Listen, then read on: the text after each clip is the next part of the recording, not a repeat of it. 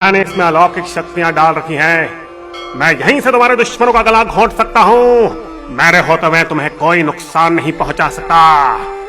ओम काली काली महाकाली काली चमुंडा नमः।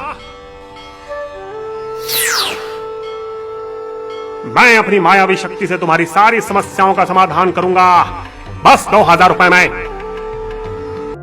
ये कोई जादू वादू नहीं है दोस्तों, ये कोई भी कर सकता है।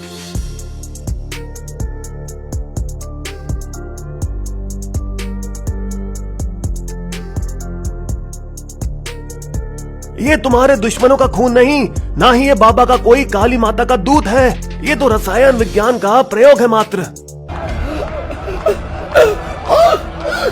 मिलिए सतारा के MBBS डॉक्टर नरेंद्र अच्युत दाभोलकर से, जिन्होंने अपनी सारी जिंदगी मांस नामक संस्थान द्वारा समाज से अंधविश्वास हटाने में लगा दी। मांस के स्वयंसेवक हर साल हजारों विद्यार्थी और शिक्षकों को वैज्ञानिक दृष्टिकोण अपनाने के फायदे समझाते हैं। सर, ईमान और अंधविश्वास में क्या फर्क है? ईमान को जब सवाल नहीं किया जा सकता तो वो अंधविश्वास बन जाता है। उन्होंने पुणे में बैनर लगाकर सभी बाबा, साधु, बुआ जो खुद को भगवान मानते हैं उन्हें खुलेआम ललकारा। हमारे सामने जादू टोना करके दिखाओ और अगर मैं पर्दाफाश ना करूं तो इनाम ले जाओ। कई लोग आए पर इनाम किसी के हाथ नहीं लगा। मांस ने महाराष्ट्र सरकार को मनाने की बहुत कोशिश की। आप अंधविश्वास के खिलाफ कानून बनाने में कृपया हमारी सहायता करें, पर भाजपा और शिवसेना जैसे हिंदूवादी संगठनों ने इसका विरोध किया, ये समझते हुए कि ये हिंदू संस्कृति पर वार था। पर दाभोलकर सभी धर्मों के अंधविश्वास के खिलाफ थे। असलम बाबा खुद को हकीम कहलाने वाले एक ढोंगी बाबा थे, जो कि दिल के मरीजों को मौजीजों से ठीक किया करते थे। मरीज की छाती को कागज से ढककर उसे बेहोश करे बिना वो साधारण कैंची का उपयोग करके सीना चीरता था और हृदय बाहर निकालकर इलाज करके वापस शरीर के अंदर रख देता था। और आश्चर्य की बात तो ये है कि मरीज सर्जरी के बाद तुरंत खड़ा हो जाता था, मैं बिल्कुल ठीक हो गया, और दर्शकों को हैरानी में छोड़कर पैदल चलते हुए बाहर निकल जाता था। लेकिन ये कोई चमत्कार नहीं था, बस हाथों की सफाई थी महज। कागज के ढेर के नीचे नकली हृदय छिपाते हुए वे पकड़े गए और फिर खूब पिटाई खाने के बाद वे गिरफ्तार किए गए। कुछ समय बाद कई महिलाओं ने उनके खिलाफ यौन शोषण की शिकायतें भी दर्ज की। अभी 2019 भोपाल में सूखे को दूर करने के लिए 2 मेंढकों की शादी करवाई गई। देखना वरुण भगवान जरूर प्रसन्न होंगे। भगवान शायद कुछ ज्यादा ही प्रसन्न हो गए और मध्य प्रदेश में बाढ़ आ गई। नए शादीशुदा जोड़े ने अपना वैवाहिक जीवन बस शुरू ही किया था। अरे दोनों का विवाह रद्द करो, भगवान इस बारिश से हमें बचाओ। दाभोलकर के मिशन में एक सामाजिक मकसद भी था। वे शादी के फिजूल खर्च के खिलाफ थे।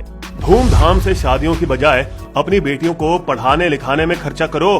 दाभोलकर जो बोलते थे वही करते थे। उन्होंने जब खुद के बच्चों की शादी करवाई, हम किसी पंडित के पास नहीं जाएंगे, ना ही कोई धूम धमाका होगा।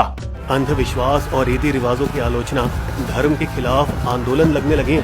कई रूढ़िवादी परंपराएं पुराने जमाने से प्रचलित हुई हैं और समय के अंतराल में आज वो धर्म से जुड़ गई हैं और लोग दाभोलकर से इसी वजह से डरते थे। सत्य और अंधविश्वास कभी साथ नहीं रह सकते दोस्तों। क्या आपको पता है ये किसने कहा? लेकिन इसका जवाब मिलने से पहले ही उनके भाषण को रोक दिया गया। ये सब सराहनीय था, पर आगे इस कहानी ने एक खतरनाक मोड़ लिया। सर, आपके लिए चिट्ठी आई है। अबे ओए, ये सब बकवास बंद कर, नहीं तो मारे जाओगे। सर, अच्छा रहेगा अगर आप पुलिस सुरक्षा लें। बेटा, अपने ही देश में अपने ही लोगों से मुझे सुरक्षा लेने की क्या जरूरत? मगर उन्हें शायद इतनी साहस दिखाने की जरूरत नहीं थी। 20 अगस्त 2013 की सुबह जब वो अपनी आदत के मुताबिक टहलने निकले, कट्टरपंथी हिंदूवादी संगठन सनातन संस्थान के 2 सदस्य उनकी ताक में थे और पीछे से वार किया। देख मरा है क्या? अबे इसे तो भगवान भी नहीं बचा सकता। वैसे भी ये भगवान को मानता कहाँ था? सीबीआई ने सनातन संस्थान के सदस्यों को 3 अन्य लोगों के खून का भी दोषी ठहराया। चारों अंधविश्वास के खिलाफ प्रचार करते थे। खून के लिए इस्तेमाल की गई बंदूक से सीबीआई ने सभी दोषियों को गिरफ्तार किया। दाभोलकर अक्सर बोला करते थे, अगर कल मुझे कुछ हो गया तो ये हमारे मकसद के लिए अच्छा होगा। उनकी बात बिल्कुल सही निकली। दाभोलकर की हत्या के कुछ ही समय बाद महाराष्ट्र सरकार ने अंधविश्वास विरोधी कानून बनाया। मास की शाखाओं की संख्या 170 से 325 हो गई।